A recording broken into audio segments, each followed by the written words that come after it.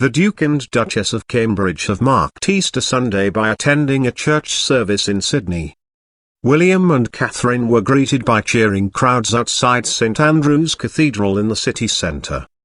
While at the cathedral, they signed the First Fleet Bible, which was brought to Australia in 1788 and bears the names of other members of the royal family.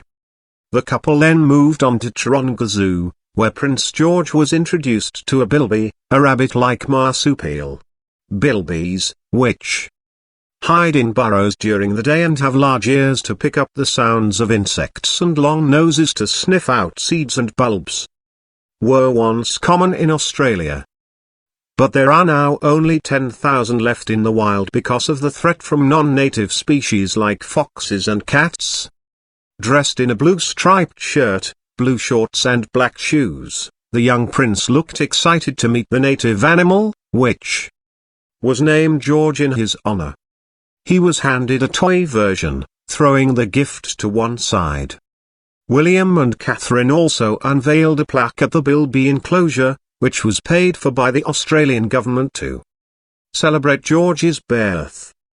Prayer book. Earlier, the private church service was also attended by Australian Prime Minister Tony Abbott, Archbishop of Sydney the Most Reverend Dr. Glenn Davis and Dean of Sydney the Very Reverend Philip Jensen met William and Catherine on the cathedral steps before the service began.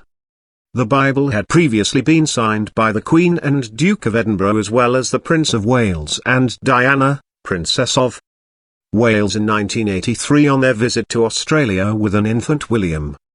William and Catherine also signed the prayer book of the First Fleet, the 11 ships that carried Europeans to Australia in their 1780s.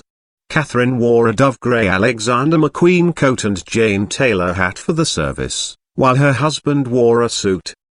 After the service, they spent time speaking to members of the cathedral choir and children who had gathered nearby to see their royal couple.